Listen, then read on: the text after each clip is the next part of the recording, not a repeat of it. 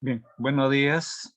Vamos a dar inicio a la sesión de aprendizaje de hoy día en literatura, que corresponde a uno de los autores importantes de la literatura española, considerado como el padre del idioma castellano, por razones de gran calidad literaria en su producción literaria, en sus obras, como es el ingenioso hidalgo Don Quijote de la Mancha. Entonces, en honor a esta obra es que se le cataloga como el padre del idioma castellano porque esta obra representa la diversidad léxica, lingüística de diferentes expresiones o múltiples expresiones de la lengua española y desde luego pues diversidad de escenarios y la manifestación de diferentes protagonistas o autores a lo largo de los capítulos que posee la obra literaria El ingenioso hidalgo Don Quijote de la Mancha. Entonces, Miguel de Cervantes es el padre del idioma castellano, autor importante, universal, uno de los representantes del siglo de oro. Entonces, tenemos acá rasgos biográficos. Miguel de Cervantes Saavedra nació en Alcalá de Henares, en Madrid, en 1547. Participó en la batalla de Lepanto, donde fue herido en la mano izquierda, el manco. De ahí se deriva como el conocido el Manco de Lepanto. De regreso a España, su barco fue apresado por los piratas turcos y pasó 5 años de cautiverio en Argel. Producto de ese espacio tuvo la composición de 2 obras, Los baños de Argel, ¿no? Y El diario de Argel. Bien, murió el 22 de abril del 1616 y fue sepultado al día siguiente. Ese año mueren 3 grandes dramaturgos, o tres grandes autores. Uno de ellos es Cervantes, el Inca Garcilaso de la Vega y el famoso dramaturgo William Shakespeare. Y acá lo dice, los estudiosos hacen coincidir la fecha de la muerte de Cervantes y de William Shakespeare, y por eso se celebra el Día del Libro el 23 de abril. Y acá faltaría enunciar el Inca Garcilaso de la Vega. 3 grandes autores fallecen ese año.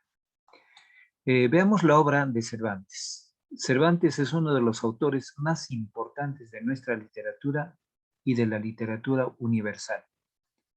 En este caso, nuestra literatura, ¿por qué? Porque nosotros utilizamos literatura castellana, o perdón, la lengua castellana, pues se considera también como nuestra literatura. Y literatura universal. Cultivó los 3 géneros literarios, poesía, teatro y narrativa. En poesía fue el género en el que menos destacó. La valoración de sus textos líricos se ha visto perjudicada por su publicación dispersa en otras obras, por la celebridad alcanzada por el autor en la novela e incluso por su propia confesión en este famoso terceto del viaje al Parnaso. Bien, ¿qué dice ahí? Yo que siempre trabajo y me desvelo por parecer que tengo de poeta la gracia que no quiso darme el cielo. ¿Bien? Entonces, en la época en que vivió no llegó a ser, no tuvo gran fama, ¿no? Ya después de su muerte se le consideró bastante fama por el mérito de sus obras literarias a raíz de la crítica literaria, porque los autores críticos valoran en qué nivel está una obra literaria. Bien, veamos en narrativa. Novela pastoril, La Galatea. Novela bizantina, Los trabajos de Persíles y Segismundo. Novela corta, las novelas ejemplares. Son 12 novelas en las que Cervantes trata temas muy variados, uno de los más idealistas y otros más realistas. Destaca en ellas la importancia del diálogo y la magnífica descripción de personajes y ambientes. Títulos destacados: Rinconete y Cortadillo, El licenciado Vidriera, El coloquio de los perros, La ilustre fregona, La gitanilla, El celoso extremeño. Primera novela moderna, es El ingenioso hidalgo Don Quijote de la Mancha, que está compuesta en 2 partes. Bien, aquí preciso como énfasis, Cervantes en vida dijo que su mejor obra era los trabajos de Persiles y Sigismundo. Él lo dijo, mi mejor obra. Pero la posteridad no lo consideró así. La posteridad, la crítica literal, lo considera que el ingenioso hidalgo Don Quijote de la Mancha, más conocido como El Quijote, es una obra de valor universal. Muy representativa. Gracias a esta obra se le conoce como el padre del idioma castellano. En esta obra trabajan muchos protagonistas. Hay todo tipo de lenguaje, la idiosincrasia, el pensamiento en todo nivel social de la vida española. Bien, los problemas del hombre en su diversidad de manifestaciones está en el ingenioso hidalgo Don Quijote de la Mancha. Pero Cervantes en vida dijo que los trabajos de Persiles y Segismunda era su mejor obra. ¿No fue así? Superó a esta afirmación del mismo autor, el ingenioso hidalgo Don Quijote de la Mancha. ¿Bien? Entonces, el ingenioso hidalgo Don Quijote de la Mancha. Los críticos literarios la consideran la mejor obra de la literatura universal. ¿Cuándo es una obra universal o un autor universal? Cuando la obra llega a un alto nivel literario. ¿Ven? El Quijote es una parodia de las disparatadas novelas de caballería que se escribían en la época. ¿Bien? Luego, primera novela moderna. ¿Bien? Entonces ahí tenemos, ¿por qué se considera novela moderna? Porque está un preámbulo a las novelas, era estas novelas ejemplares. Son novelas bastante cortas. Entonces, con Cervantes se inicia esta narrativa en lo que es la novela. Y en el ingenioso hidalgo Don Quijote de la Mancha se profundiza en mayor extensión. Entonces, ¿qué dice? Es por eso que se le dice primera novela moderna. También se considera la primera novela moderna, pues sentó las bases de la novela tal y como lo conocemos en la actualidad, por diversos motivos. Por ejemplo, sus personajes evolucionan, es decir, ven actuando de manera diferente según les van ocurriendo cosas. Hace una crítica social desde el humor. Es el primer bestseller moderno. ¿Qué cosa es bestseller? Palabras del inglés, mejor vendedor, ¿no? Moderno. La primera novela que se reedita y traduce a otros idiomas. ¿Bien? El Quijote es la obra más traducida a todos los idiomas del mundo, por no decirlo así. Está impregnada de realismo, desde luego. Se publicó en dos partes, mire. Primera, en 1605, el ingenioso hidalgo Don Quijote de la Mancha narra la primera y segunda salida. Se intercalan diversos relatos que interrumpen la acción principal. Predominan los hechos, las aventuras. La segunda parte, 1615. El ingenioso caballero Don Quijote de la Mancha narra la tercera salida. Se intercalan menos episodios marginales. Hay más diálogo, lo que permite profundizar en los personajes. Bien, entonces, hasta ahí hay muchos temas más. Ahora vamos a ver la separata en sí. Ese es solamente como introducción o preámbulo. Veamos en la separata.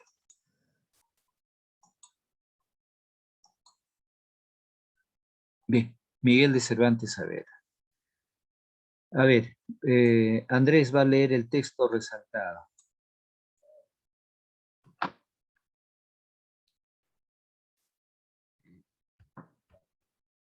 Miguel Cervantes Saavedra.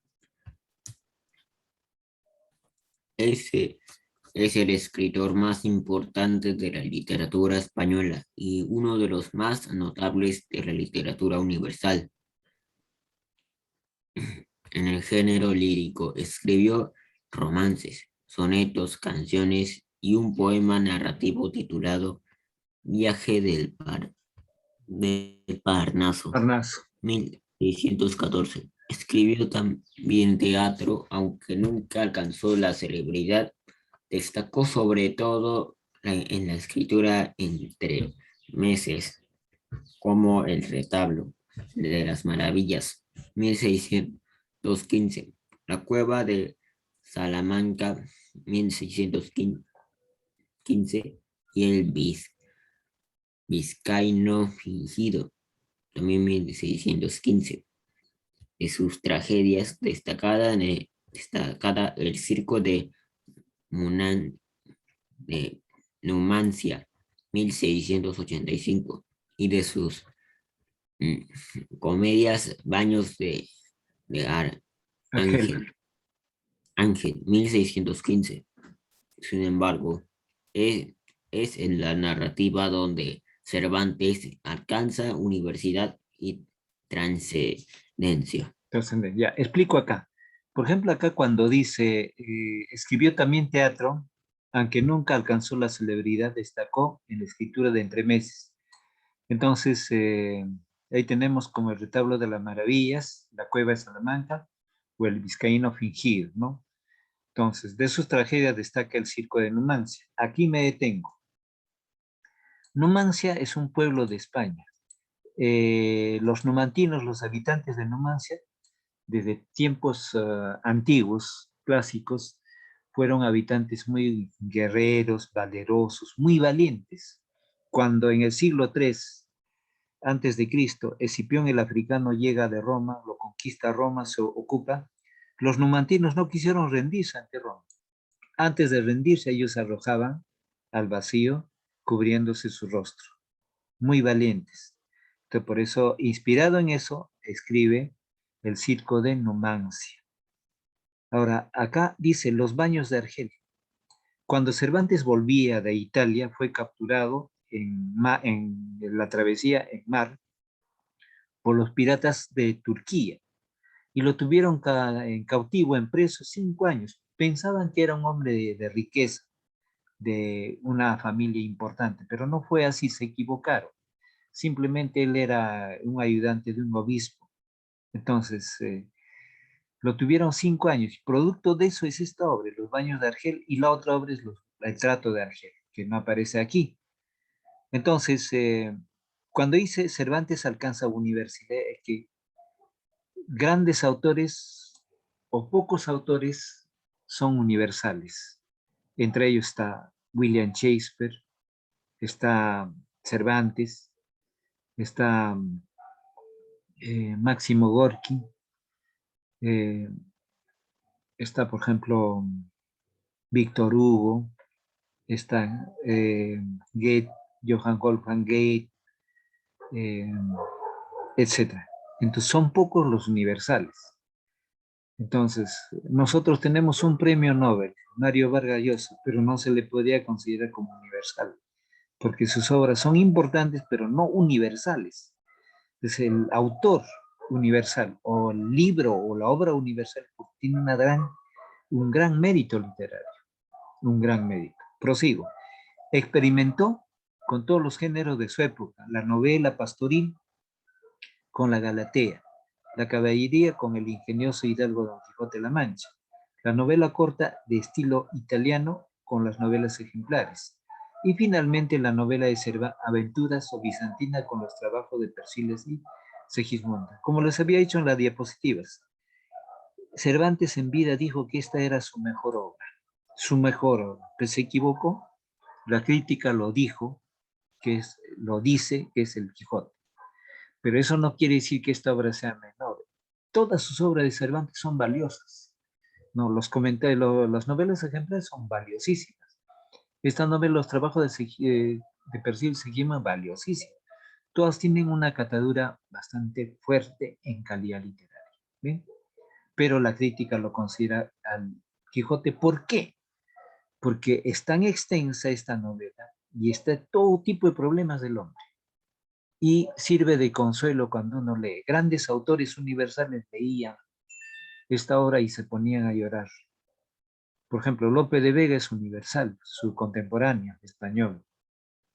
Es universal el mismo Calderón de la Barca, el autor de La vida y sueño.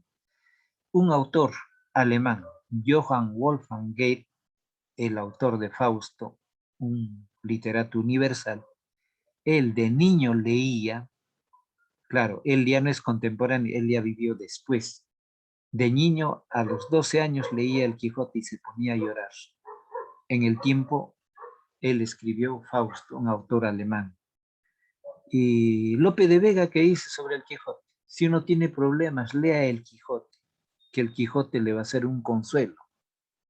¿Bien? Entonces está todo tipo de problemas del hombre y todo tipo de lenguaje que utilizan las personas desde pensamientos, adagios, dichos, etcétera. Y pues transcurre casi un promedio de 1000 personajes que trabajan en la obra por esa grandiosidad. Una obra no tanto vale por la extensión, sino por la calidad literaria que tiene. ¿Bien? Entonces, ¿qué dice? Miguel de Cervantes Saavedra nació en Alcalá de Henares. A ver, esa parte va a leer Mael. Miguel, Miguel de Cervantes Saavedra nació en Alcalá. Alcalá de Henares, el 29 de septiembre de 1547. Se desconoce dónde estudió, aunque parece indicar que no siguió estudios universitarios. En 1571 participó en la batalla de Lepanto, donde quedó imposibilitado de la mano izquierda, porque le recibió el apelativo de Manco del Lepanto. En 1575 fue capturado en Argel, donde permaneció cautivo 5 años.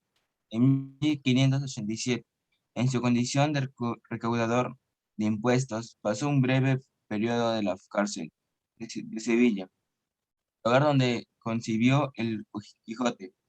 Falleció en Madrid el 23 de abril de 1616. Muy bien. Entonces, como recalcaba también, un 23 de abril muere nuestro literato mestizo, el Inca Garcilaso de la Vega. ¿Dónde? En Montilla, en España. Recuerdan que Garcilaso se fue a los 18 o 19 años a España, nunca más volvió a solicitar los bienes de su padre.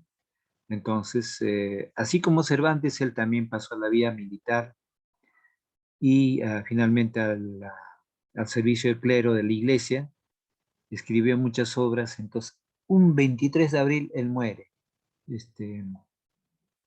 el mestizo Inca Garcilaso de la Vega, en el mismo año. Y ese mismo año también muere, pues, William Shakespeare, uno de los grandes universales de la literatura inglesa. Bien, entonces tenemos acá aspectos generales de las novelas ejemplares. Estas novelas ejemplares son cortas y breves. Bien, son un conjunto de 12 novelas cortas que llevan el calificativo de ejemplares porque, según explicó el propio autor, no hay ninguna de ellas en que no se pueda sacar algún ejemplo provechoso. Cabe destacar que Cervantes fue el primero en utilizar la palabra novela en español, que proviene del italiano novela y cuyo significado es relato corto, en contraposición a romanzo, que significa relato extenso. En esta obra se encuentran todos los géneros de la novela, la picaresca en Rinconete y Cortadillo, ¿no? Las de intención satírica y costumbrística en el licenciado Vidriera o el coloquio de los perros, las de aventuras y desventuras amorosas en el amante liberal, o la española inglesa, la de fantasías literarias en la gitanilla, y las de tipo calestinesco en la tía fingida. Esos son los títulos. Entonces, desde luego que cada novela ejemplar deja una enseñanza,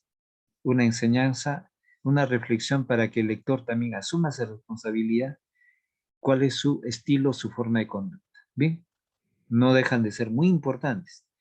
Una de ellas, el licenciado Vidriera, se suele clasificar entre las novelas de corte realista. Destaca la descripción de personajes y situaciones verosímiles, narradas con una técnica realista. Verosímiles quiere decir vero, verdad, símil, parecido, igual.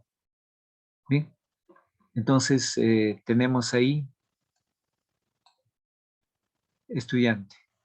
Se trata del estudiante Tomás Rodaja, viaja a Salamanca a estudiar y se licencia con honores. Posteriormente visita diversas ciudades de Italia, pero pierde la razón a causa de una pócima de amor que le han suministrado en secreto y le hace creer que tiene el cuerpo de vidrio y que es sumamente frágil, por lo que se obsesiona con la idea de romperse en 1000 pedazos. Sin embargo, su agudeza es sorprendente y todos le consultan a modo de consejero. Finalmente recobra el juicio, pero ya nadie lo contrata. Bien, entonces, ese es un título con su breve argumento o breve resumen de una novela ejemplar. Otra novela ejemplar es Rinconetti y Cortadillo. Esta novela es corta, es de novela picaresca, ¿no? De unos niños de la calle. Es un retrato picaresco de la actividad delictiva. Cuando dice delictiva, que los niños roban, chantajean, mienten para poder sobrevivir y alimentarse. Recuerden que en una fecha anterior, cuando vimos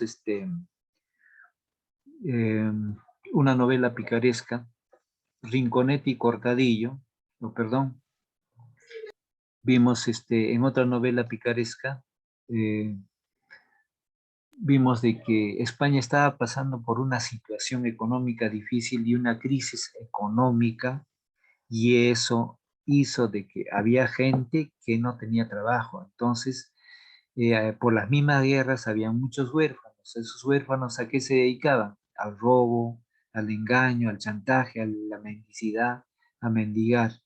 Entonces, frente a eso, esa característica tiene esta novela picaresca, ¿no?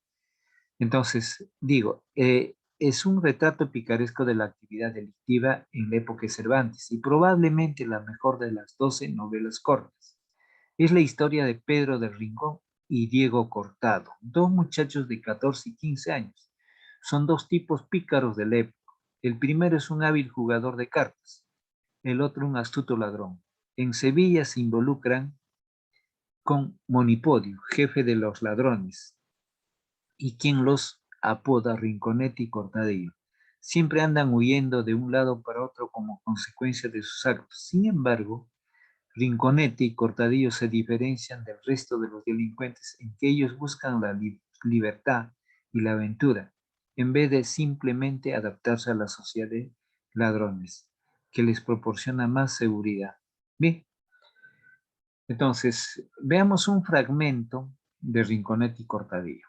En la venta de Molinillo, que está puesta en los fines de los famosos campos de Alcudia, como vemos de Castilla a la Andalucía, un día de los calurosos del verano, se hallaron en ella acaso dos muchachos de hasta edad de 14 a 15 años. El uno ni el otro pasaban de 10 y 7, ambos de buena gracia, pero muy descosidos, rotos y maltratados.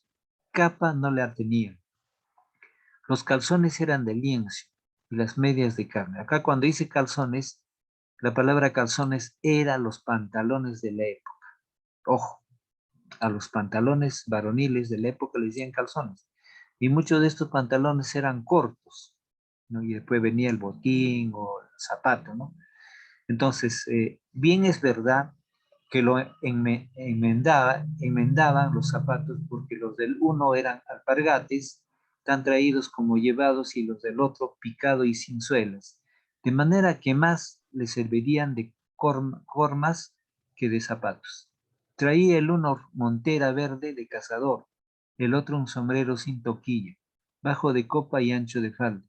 A la espalda y ceñida por los pechos traía el uno una camisa de color de gamuza encerradas y recogida por en una manga.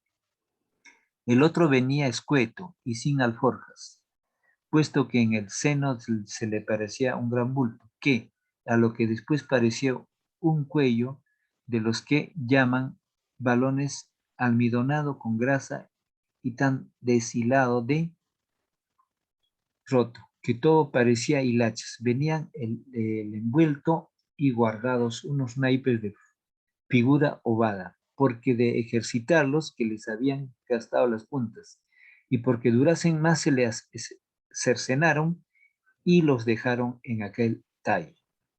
Estaban los dos quemados del sol, las uñas caireladas y las manos no muy limpias. El uno tenía una media espada y el otro un cuchillo de cachas amarillas, que lo suelen llamar vaqueros. Salieron los dos a mester en un portal o cobertizo que delante de la venta se hace, y sentándose frontero el uno del otro, el que parece de más edad, dijo al más pequeño: ¿de qué tierra es vuesa merced, señor gentil hombre, y para dónde bueno camina? Es fragmento de Cervantes. Entonces, ahí estamos viendo un fragmento de Rinconete y Cortadillo. Ahora, aspectos generales del ingenioso Hidalgo Don Quijote de la Mancha.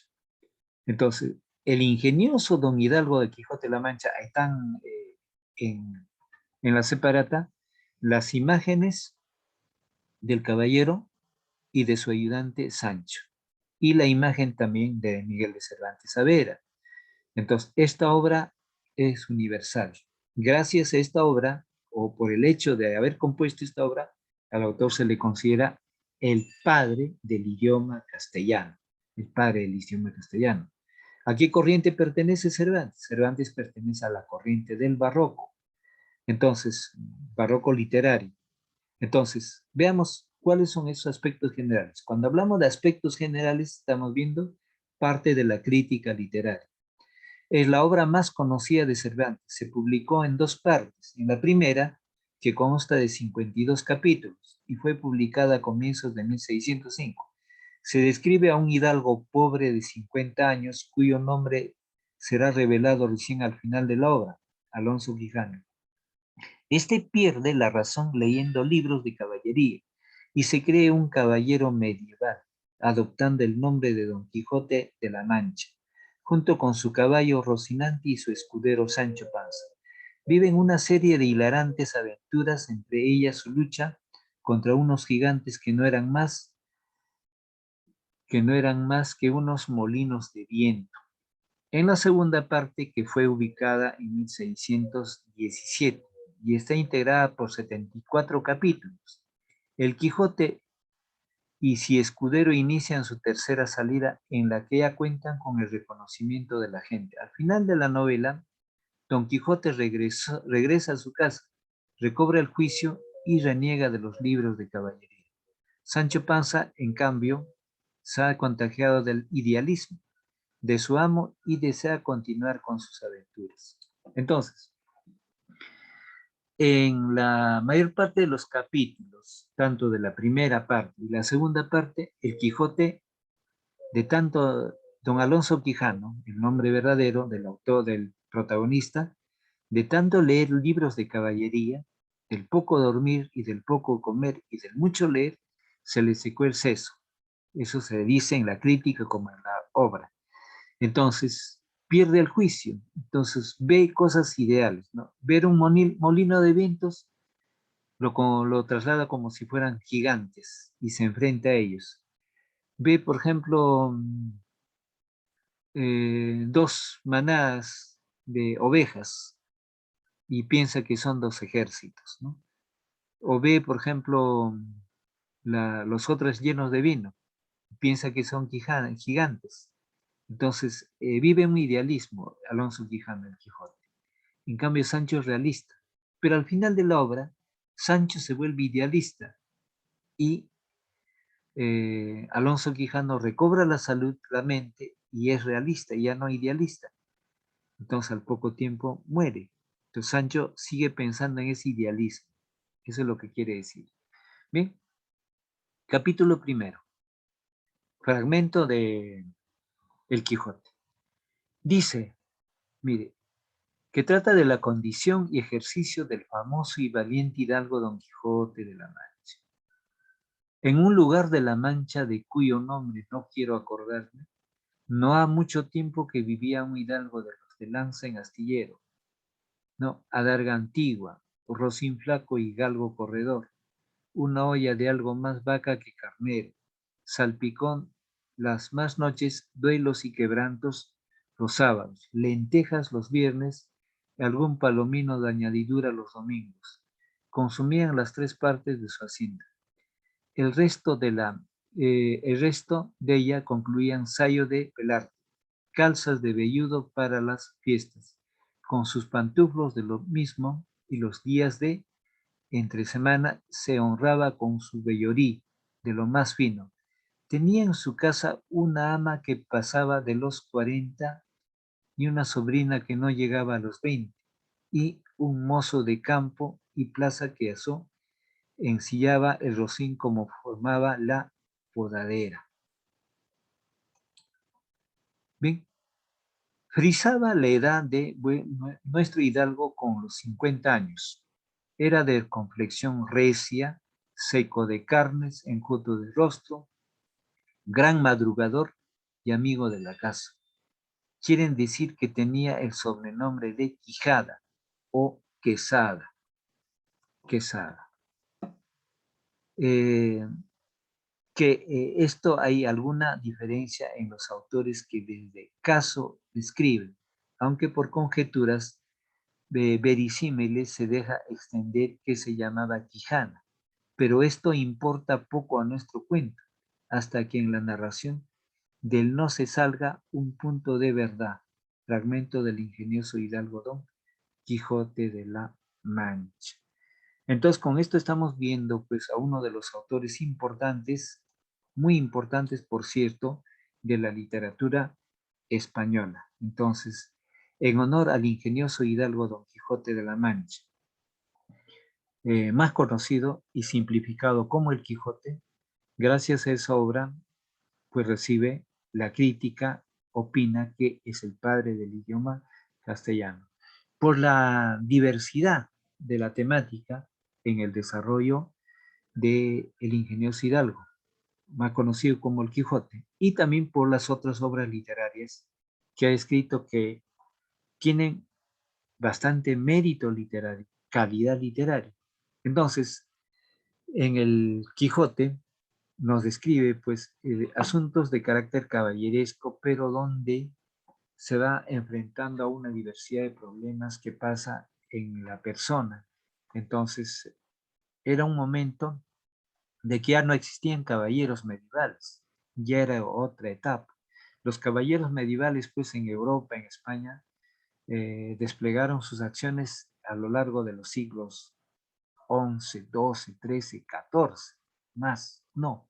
Ya Cervantes pues está en el siglo XVII, comienzos del siglo XVII.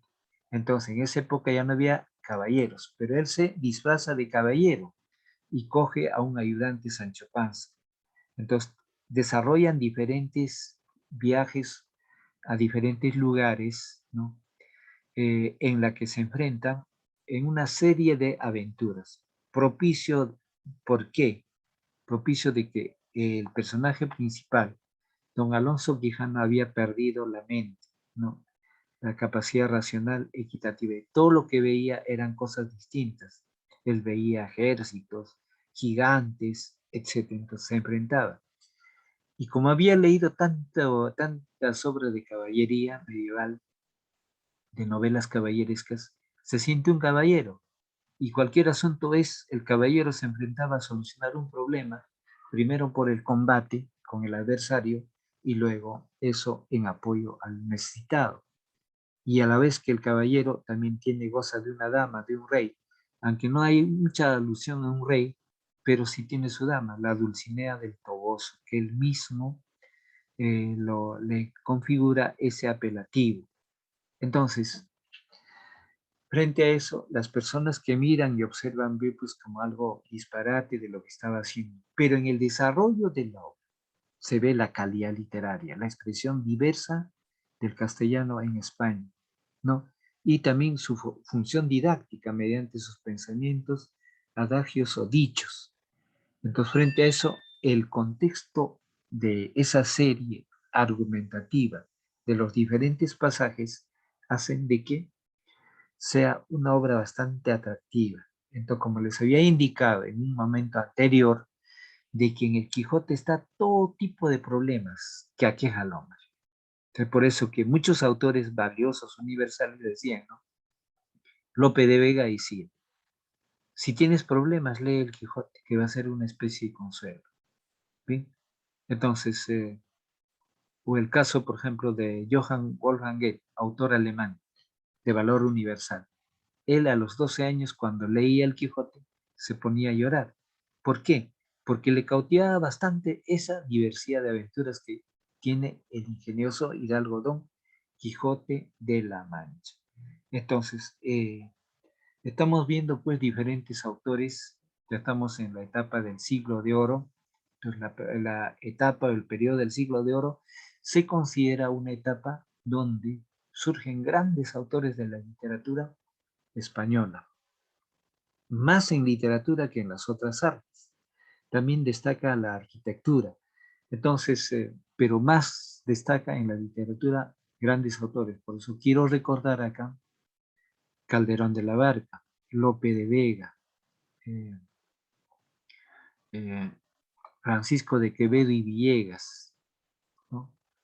Entonces, son grandes autores de la literatura española que corresponde al siglo de oro. Por eso figurativamente se le suele decir siglo de oro. ¿Por qué? Porque el oro es valioso. Entonces, con esto nos está indicando una etapa muy valiosa de la literatura española. Por eso figurativamente lo considera como oro, siglo de oro, los 100 años valiosos del siglo de oro.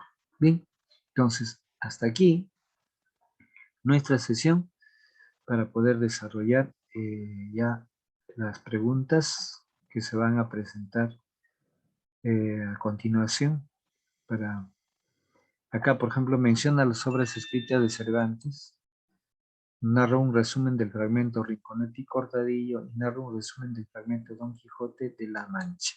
Bien, entonces, frente a eso, estamos pues, hacia un autor que ha dejado una prolífica producción literaria en todos los géneros. Entonces, aún su poesía o el teatro, mediante su comedia o la tragedia, gozan de prestigio, ¿no? Entonces, tanto su poesía y las otras obras literarias tienen una calidad literaria.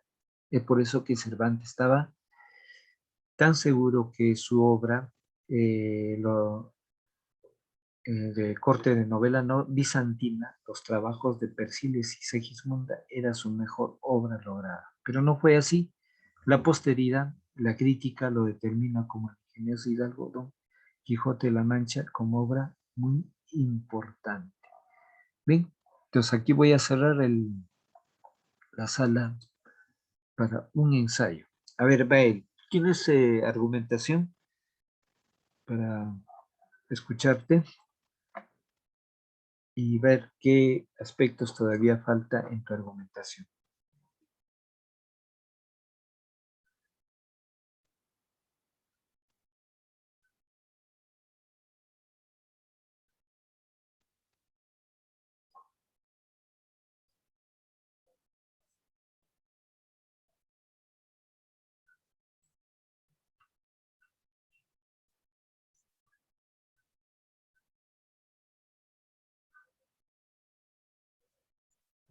Mientras eso, a ver, Andrés tiene su tema de argumentación para escucharle.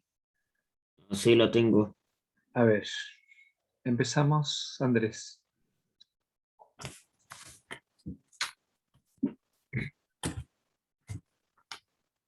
Buenos días. Les voy a hablar sobre la monarquía actual. Aquí tengo lo que dice. Si la monarquía actual cambió a la ya se volvió diferente a la monarquía en la antigüedad.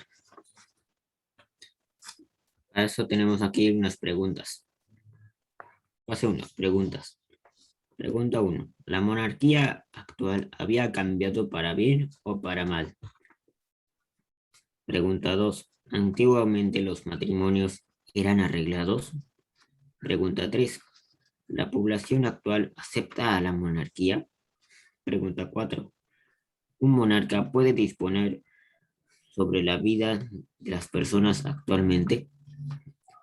Pregunta 5. ¿Actualmente pueden desobedecer la ley? Aquí tenemos, ahora sí les voy a darles aquí sus respuestas, que son fase 2, conjeturas.